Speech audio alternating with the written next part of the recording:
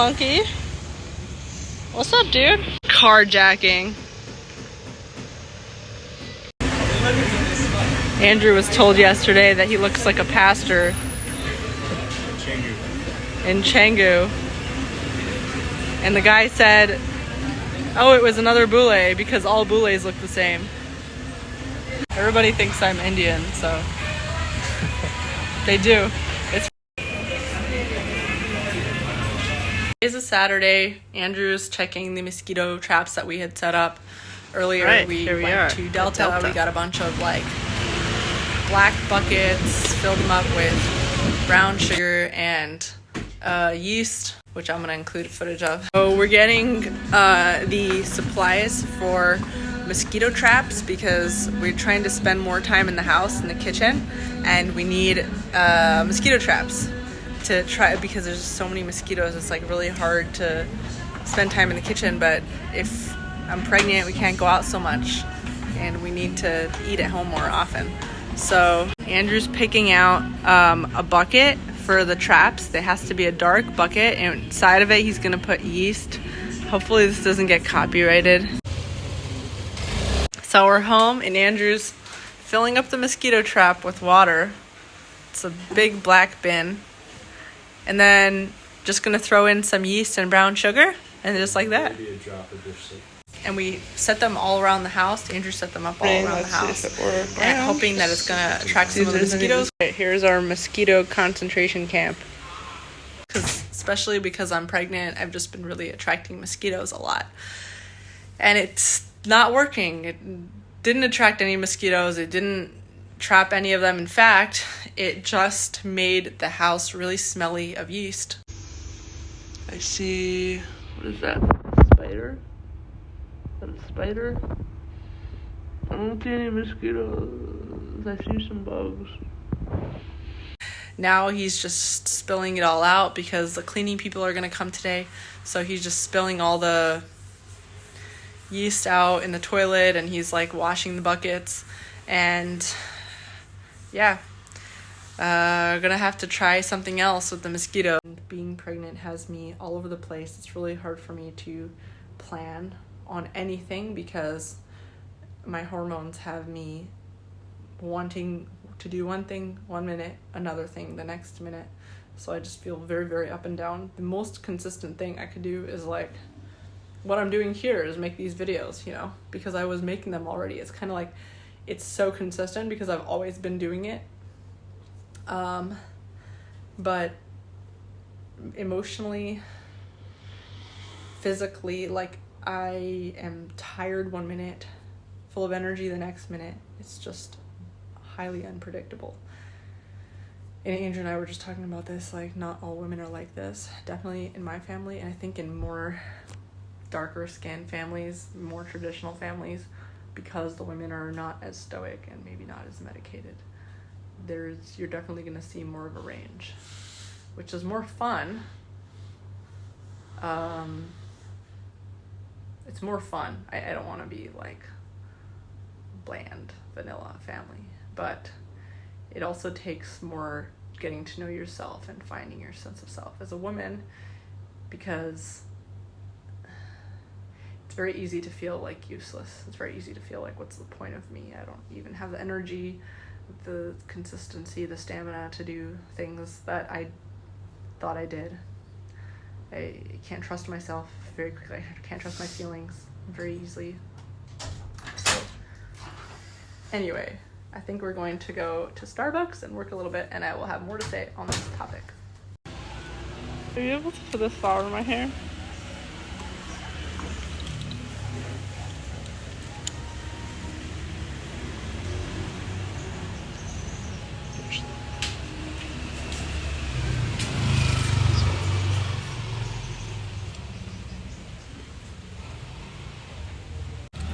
Thanks. Bam, bam, bam. I'm back on this rooftop for anyone who remembers the last video I filmed over here. Alright, so I wanted to talk about something that Josh suggested, and I've been just thinking about it in general, which is the gender wars that are happening right now. If you are paying attention to the way people are talking on the internet, in real life, I'm in a place where people come for dating specifically. A lot of people come to Bali, Indonesia for dating. And a lot of things that used to be private problems, like in people's individual communities, are now coming to the surface. A lot of like problems that men and women have are coming to the surface, and now they're like, because of the internet and because things aren't a secret anymore, everyone's problems are now coming to the surface, and people are now like arguing them with each other. And it's really good, actually. I don't think that it's a bad thing. It looks like there's more problems now, but it's actually not more problems. It's actually people are just able to talk about it more. You're able to hear about all the issues that are faced in every single community. And sometimes it's a problem because the illusion is that everybody's having more problems, but it's just that you're just hearing about it more. You're just able to know more what's going on in people's brains. So the gender wars right now, if I could put it into like a nutshell of what in general men and women are complaining about, is that they're just men and women in a nutshell. A lot of men and women in a nutshell are complaining that they haven't been getting what they wanted out of their relationships. They've been getting a short end of the stick. So a lot of women are complaining that they feel used. They feel like they have to do all the responsibilities in the home. They have to be the woman. They have to have children. They have to raise them. They have to also, a lot of Western women are also having to work and make money because in the Western countries, the women have more priority than in other countries. So, and then on the other side, the men are complaining. A lot of men are saying that, women are having too high standards. They're being unreasonable. They're too emotional. They're too bratty. They want money. They want a guy that will just provide things that are unrealistic. Every single girl wants a rich guy, and there's not a lot of rich guys to go around. So let's talk about this. I'm in a place in my life where so much of this stuff is like coming to the forefront. So much of my personal beliefs about gender roles are coming to the surface because I'm pregnant, because I'm about to be a mom. And it's really terrifying. My personal sense of identity is coming into question. I feel like, what am I? What is my purpose? And then now, especially that, our finances are going to be, it's not going to be 50-50. It's not going to be, I take care of myself, Andrew takes care of himself. It's going to be, the man that I'm with is going to be taking care of me financially. So now what is my purpose? Like, if I'm not, and I could still work and build stuff and do what I've been doing, but I'm in a place where I don't even feel like I have the mental resources to even think about things, how to expand, how to grow. I feel so unstable. I feel all over the place. I feel crazy, honestly. I feel like, and the thing is, like,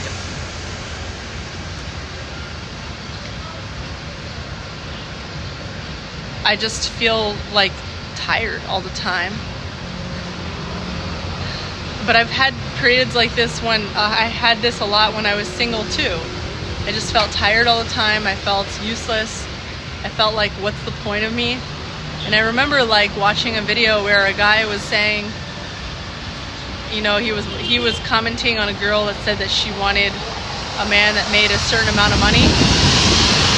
She wanted her husband to make like $1 million or something, or more, I don't know. And then the guy was saying like, well, what do you bring to the table? You know what I mean? And so I was thinking about it myself, like, oh my God, like, what do I bring to the table? And like, how much money do I bring to the table? How much youth do I bring to the table? How much this or that? How much can I cook?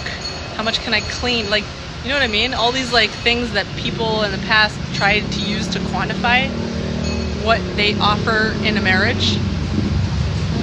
And I think that's really wrong, both on the side of men and women. What you deserve has nothing to do with what you bring to the table. It really doesn't. What you deserve in life is what you want and what you should pursue.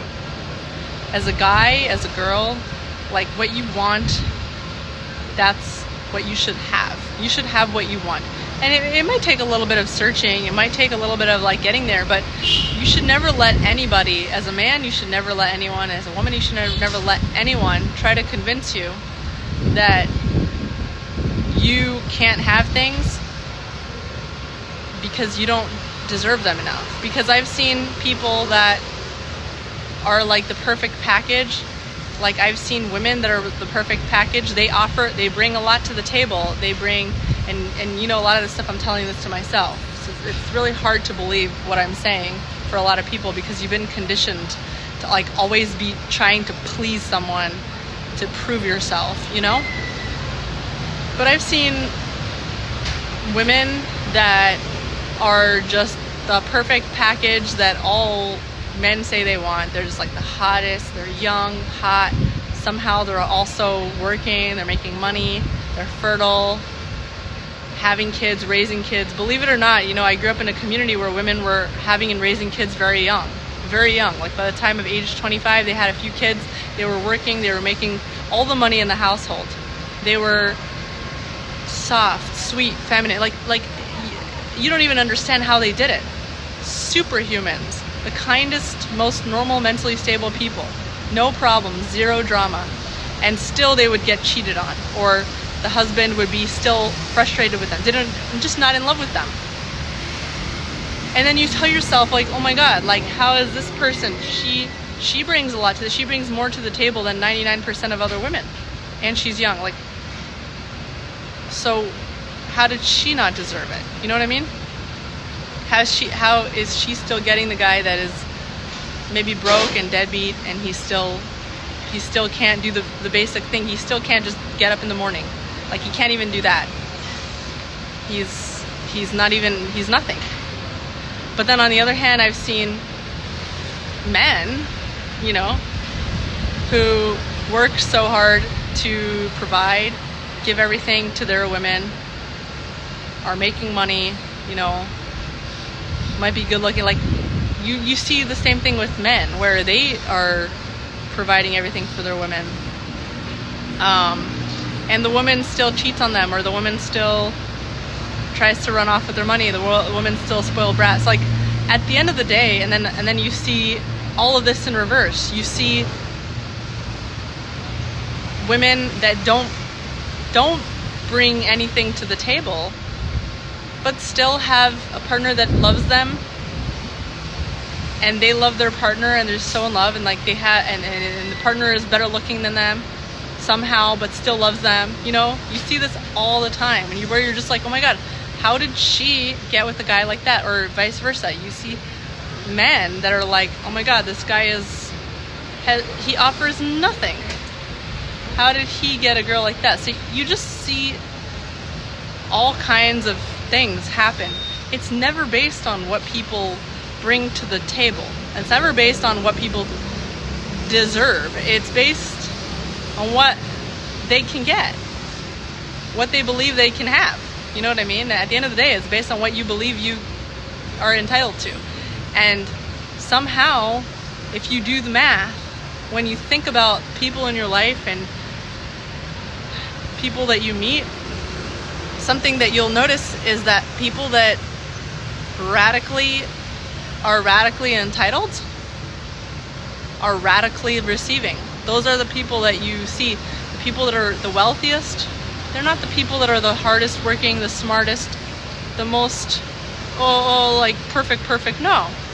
The people that are receiving the most are the people that somehow believe in themselves. They believe that they can have it, and they just feel entitled to it.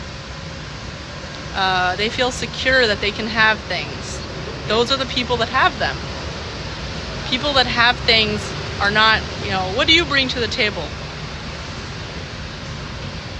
As a woman, if you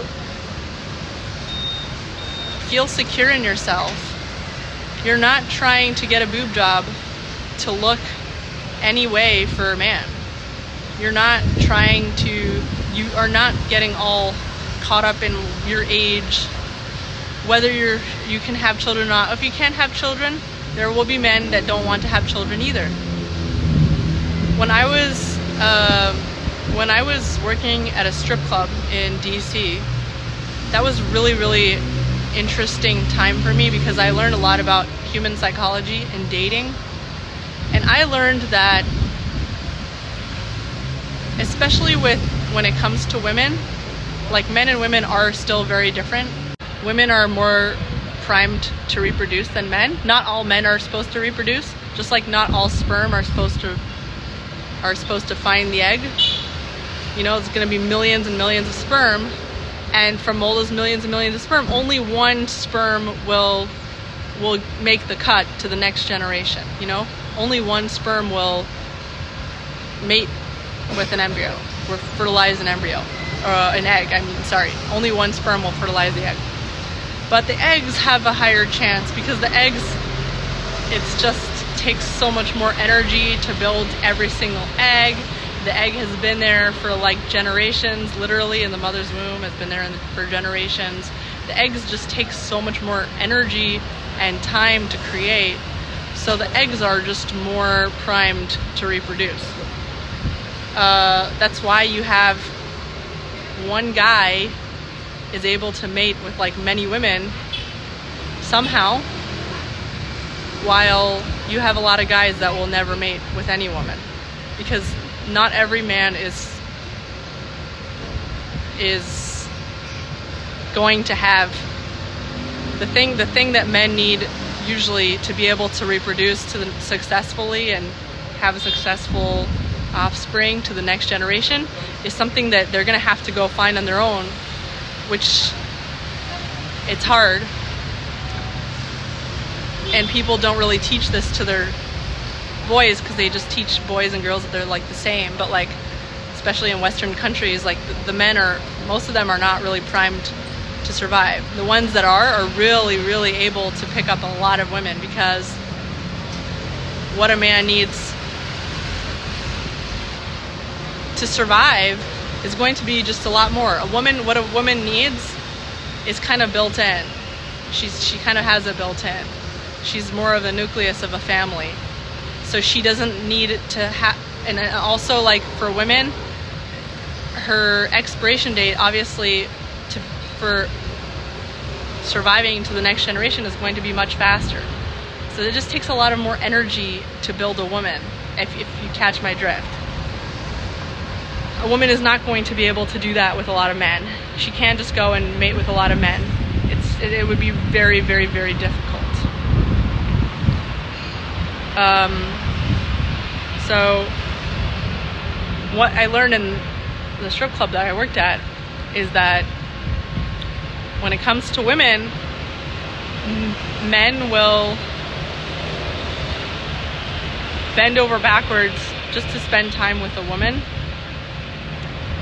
even if she is literally not bringing anything to the table. And I'm not saying that all men will do this, and I'm not saying they'll do this for all women, but you can have a woman that is literally not bringing anything to the table. She's just literally sitting there. Maybe she's not even that beautiful. I mean, there's far more beautiful women that I've seen than the women that were in that strip club. A lot of the women in that strip club were older. They had children. They were single moms. They were there hustling to make money. They were maybe out of shape. A lot of them were out of shape. They were still dancing, and they were still getting so much affection, because what the men that walked in there craved, the women were able to give them just by existing, just by being near them. Sometimes they wouldn't even want them to touch them or do anything. The men just wanted to be there and be sitting next to women. They would pick their woman that like had that spark that they liked, that made them feel good. They would take them to those rooms. There's like these like little rooms that you can take the girls to if you want to, like, it's like rent a woman or whatever. And in DC you can't do sexual stuff, but you can get a lap dance, you can get some entertainment, but they wouldn't do that. They would just take the women in there and they would just want to sit there with them, maybe talk a little bit, but sometimes not even talk. They just want to be there, have an empathetic witness that is a feminine empathetic witness. It is like a maternal presence almost, you know. And there are women that want that with men too. There are women that will bring everything to the table just to have a paternal presence, just to have a man that is just there near them, even if he doesn't do anything. Actually, it's just, you know, you don't need to be anything or do anything. You don't need to prove yourself to have the things that you want in life. The gender wars, to me, is literally just people complaining and venting, which is really good. It's good that people feel free to like share finally, you know, and it's people leaving situations that have been unsustainable for them. They've been forcing themselves for years to be in a situation that didn't serve them. Men are getting wrecked in their marriages financially just for the, you know, just because they had a woman in their life, you know. Women are getting wrecked. They're being treated like men. You know, for me, it's so scary. Like, the idea of Western culture at this point is so sour for me. Like, I'm always complaining about it on Twitter. I'm just so disgusted by the way that Western culture treats women, because like, I think everybody's different, you know, like in the eyes of Westerners who tend to be very androgynous compared to like other people. They think that all women want is freedom to build and be boss bitches, but like, primally, biologically, what women need first and foremost is male protection and providing. And like, most women, Western women, you know, very westernized, Americanized women that I see, like, they don't have that from their husbands. They are more masculine than the husbands usually, and it's not very appealing. It's not appealing. It doesn't make a woman. No woman is more turned on when her man is leaning on her. It feels like a lie that everyone just like walks around telling themselves, just because of this fear that everyone is brainwashing you to fear that women need to be completely on their own, you know, to be happy. But I think that's only in the presence of very controlling and abusive men. You know, there is a world in which, as a woman, you can be provided for and protected and loved by someone that doesn't abuse you. You can be the woman. You can maybe have children, get pregnant, have children, maybe not have children, depending on what you agree. Maybe cook and clean, maybe not cook and clean. You know, it's so funny because like, I see so many people on Twitter or TikTok, like I see so many people complaining about the man saying he wants his wife to cook and clean, the woman saying she doesn't want to cook and clean, she doesn't want to be the personal servant of her husband. And I just think it's so funny to watch people fighting about cooking and cleaning, because like, it's 2024. You actually don't have to cook and clean if you don't want to, because you could literally pick up and move to a place where you don't cook and clean. We have literally, for the past few years, there's times when we lived in a place and we did cook. We have never cleaned since we started traveling, just because every place that we live in, even like the apartments, even the cheapest apartments that we lived in, they always come with cleaning. There's always someone that cleans our place, so we literally don't have to clean.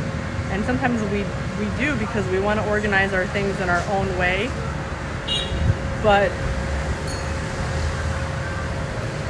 I don't remember the last time I fought with Andrew about cleaning, or that he fought with me and said, why didn't you clean more, and why I fought with him. Sometimes one of us will tell the other, oh, pick up your whatever, your thing is on the floor, or, it's been sitting there, stuff like that. But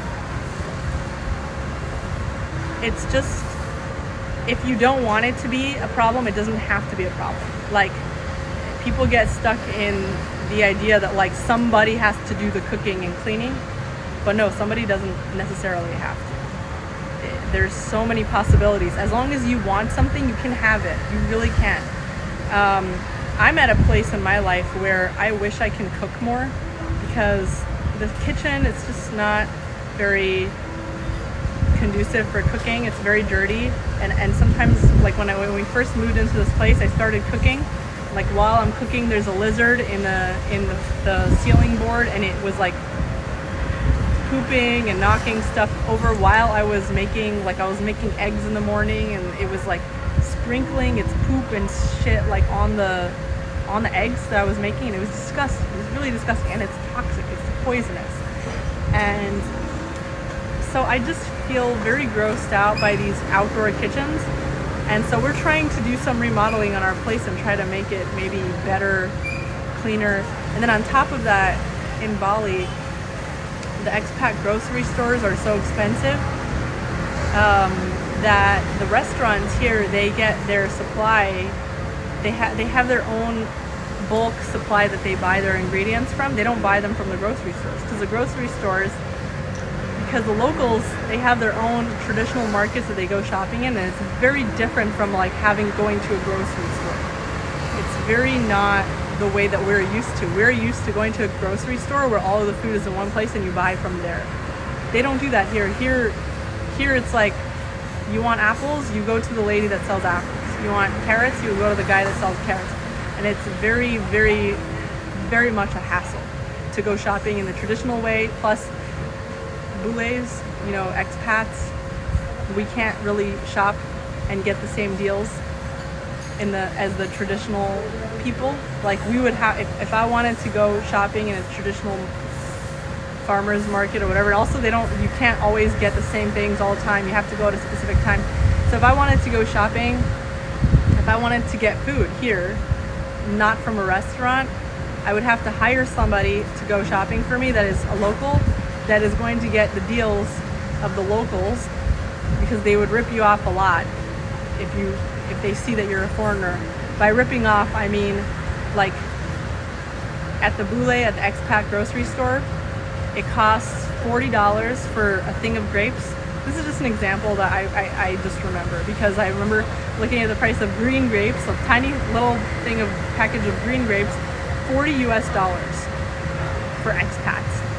And then I was asking the locals here and on our street, I was asking the locals, how much does green grapes cost when you go shopping? And she said $6, like the equivalent of $6 for like a huge thing. She said it was like a huge thing of grapes. And she was complaining that it was too expensive, $6 for a huge thing of grapes. And I was just thinking to myself, wow, we are getting ripped off. So you go grocery shopping here, it's actually going to be more expensive to go grocery shopping.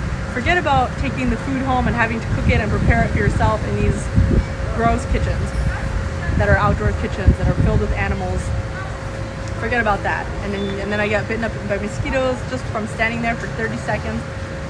So anyways, we don't cook. We don't cook because it's more expensive to cook.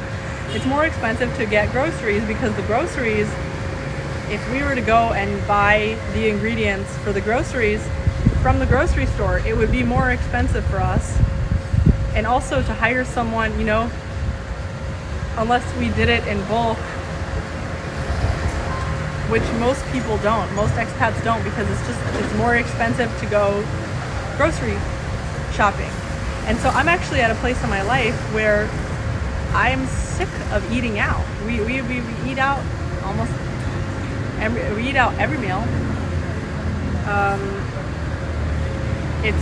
It's cheaper to eat out because the restaurants, the warongs, the little places, like, they get their food so much cheaper, so they're able to charge us less money than if we were to go to a restaurant. But I'm sick of eating out. I want my own food. I want my own way of cooking. I want my own way of making things. And actually, when I complain, and I'm a very lazy person usually, but when I complain, I'm always complaining that I want to make food at home, that I want to cook more of my own food. I want to cook more of our food. I'm not complaining that why do I have to cook. And the thing is, like, that's just shows you that it really depends on your lifestyle. Like, if you're at a place in your life where you're sick of cooking as a woman, there are so many lifestyles out there where you literally don't have to. And not only that, you wouldn't be able to even if you wanted to. It would be like me, where you want to cook but you literally can't. It just doesn't make sense. You don't have the cooking is cooking. There's no ovens also. Like, there's so many things that are limited on this island. It drives me crazy. But so when it comes to the gender wars, everybody is right. Really, everybody is right. What you want is right, and it's out there. If you're a woman and you don't want a man to have anything other than just make a lot of money and then leave you alone, there's guys that want that. There's guys that don't want to hang out with you all the time. They just want you to, like, they want to pay you and just be chill and have, like, kind of a very chill relationship where you're not always involved in each other's business. You want a man that's gonna pay for everything and be everything and be there and be involved. You can have that too. There's guys that want to be your husband financially, and they want to be there involved. They want to be involved in things. The same thing that you think is everything and more than everything for you might not be enough, and might be very, very shitty for somebody else. To someone else, you might be getting the shorter end of the stick, but it doesn't matter to you because you think you're getting the best deal ever. So really, like, it's all just based on your perspective and what you want, Like, one thing that I would say is just, like, universal across the board is that everybody wants to be most people, I would say, want to be making more money. Like, I just haven't met anyone that doesn't want their husband or their wife to be successful. Having more money is, like, kind of a universal symbol of value at this point. So universally, you can get more of what you want if you have more money, but even then, it's like more money relative to what that person is used to, or status, or, like, it's still so relative. It's still so much based on perspective. Like, there is this guy, I was watching this video of this guy who's American, and he went to the Philippines, and he's homeless in America. He lives in Nevada, but he's homeless. But he went to the Philippines to find a wife, and because he has a computer job, he's still able to have an entire wife, house, kids, whatever. He's still able to support an entire family based on his income from the US that he wasn't able to support himself when he was living in the US. So it's like, even that guy, he's still able to be valuable, even monetarily very valuable, just by moving and going and living in a different place. You might be broke, but you might still be better off than your neighbor who is like millions of dollars in debt. A girl might rather be with a guy who's broke and doesn't have any debt, and he can just go and work tomorrow and make more than zero, rather than be with a guy who's millions of dollars in debt and is going, having more issues and more stress.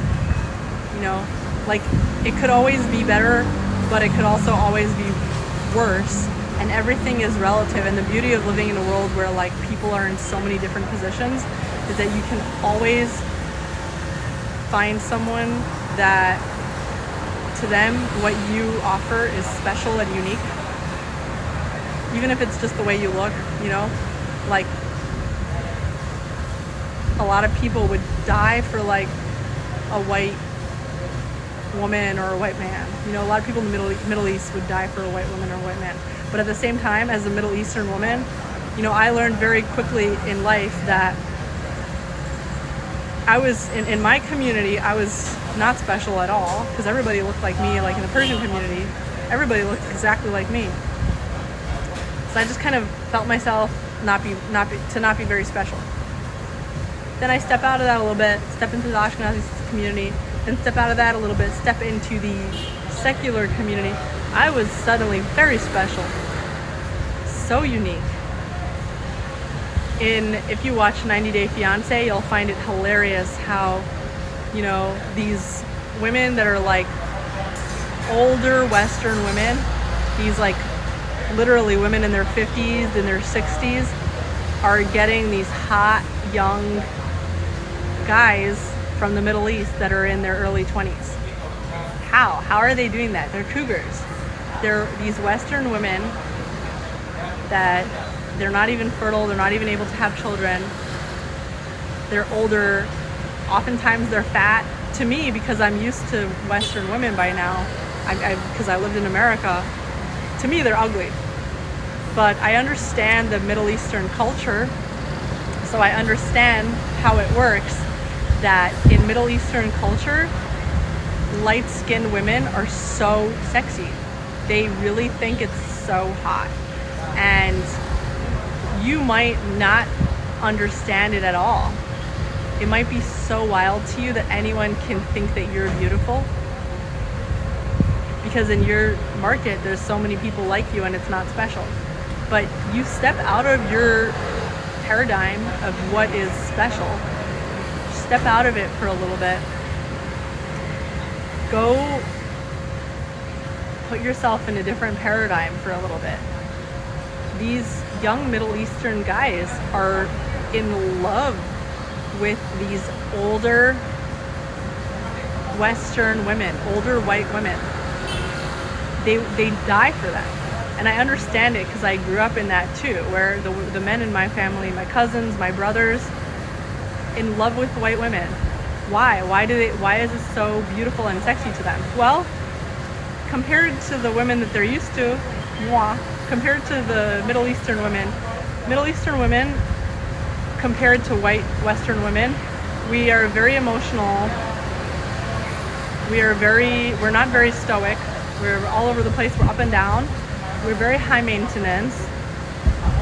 We're just very girly, and we want what we want. And we're just used to a certain standard. We're used to being pampered. We're used to we have just a style. And if you're a man and you grew up in that, you get sick of it very fast. So a lot of these men, they want a woman, they want a woman that they respect, that they feel close to, that they can have a conversation with. The light skin to them is so beautiful and special. And maybe they don't even want children. But sometimes they do want children, There's just so many things that go into it, For a lot of them, it's domination. If they feel like they can dominate a white woman, that is more special to them than just dominating like a Middle Eastern girl. And then on the other hand, as a Middle Eastern girl, I realized very quickly that in America, white men are so enamored by Middle Eastern girls, or any color, any other girl that is not white, that is not like what they're used to. It's hard to know what you deserve if you try to measure yourself based on your own perception of yourself. Because like at the end of the day, everything is so relative, and there's so many factors at play that you don't even know about, that you will never understand. No matter how much you try to understand, you will never ever understand. If you're dating in the dating pool, or if you're in business, you're trying to do anything in life, you have to accept the idea that you do not understand your own worth, ever. You will never understand what you deserve, what you bring to the table. You'll never get it. It's not going to get in your head. The only thing you can expect from your life is what you believe that you can expect, is what you expect. And sometimes, especially if you don't have a lot of experience being and feeling entitled to things, sometimes it's going to take a level of delusion. You have to be a little bit delusional and say, I want this thing because I believe that I can have it, and I have zero evidence to prove it, and I have zero experience of why I can have that thing, but I just know that I want it. Just want it. Just want the thing you want, and want it so hard, and believe that you can have it. And you can. Like, I swear to God, you can have literally anything. And sometimes it's a matter of time and exploration and moving around until you can actually, like, the stars can align and you can actually match with the thing that will get you to the thing that you need, because maybe you're just not in the same place as what you want. Maybe you're just not talking to the same people that have what you want. Maybe it just takes a little more just constant adjusting and moving around. But it's yours. It's waiting for you. Like, it really is a matter, and the thing is, if you actually really believe it, you're gonna keep exploring and moving around until you find it, and when you find it, it's gonna be so clear. And sometimes what you believe that you can have will change. Like, you'll think, I just want someone that will provide for me. Like, I saw a video of a woman that she was saying that, like, she grew up, her dad died when she was really young, so basically she didn't have a father growing up, and her mom, she was very poor, and they just had a very hard childhood. So she just wanted a man that would provide for her. That's all she wanted, because that was like the highest she thought she could ask for, was a man that would provide for her financially. And then she found that man, and she believed she could have it because before her dad died, he was providing for her mom. So that was already in her head as something she believed she can pursue. So she found a guy that was providing for her, but the guy was really like not that into her. He was like, didn't really like want to be around her. He didn't like really care to be around her. He might have been cheating on her, who knows. But after, like, she said, like, after about like 10 years of being with this guy, she started to believe that she can have more. And she was like, you know what, I really love him, but like, I want a guy that's more involved, that's more in love with me, that's going to take me out, that's going to want to actually spend time with me. And that's very different than what she wanted when she was younger, which is like, she didn't even believe that she can have that. She didn't even know to even want something like that. And so it could be, and I don't know what ended up happening with her. She was asking advice from like Teal Swan. So it could be that she told her husband that, like, hey, you know what, I wish we could be more involved, we could have more physical, we could have more sex, like I wish we can do more things together and spend more time together and do more and go on more vacations together without the kids. I wish we can do that. And maybe the husband would have said, oh my God, like, you know what, that sounds really appealing to me, let's take our relationship to the next level. And then they have a better life than they even had together before. Or maybe she would have told her husband that, and the husband was like, you know what, I'm actually not that in love with you, let's split up and let me give you some financial aid or whatever so you can, until you find your next husband or whatever, you know, like. But either way, she would have been able to level up because finally she's able to see that she wants more. But then some women don't want more. They'll never want more. My hand is shaking. But yeah, that's my commentary on the gender war. I don't know if I really like talked about it well. Josh, you can be the judge of this, but I'm really happy that people are talking about it. I'm really happy that people are complaining about the things that they didn't like. But also, I would advise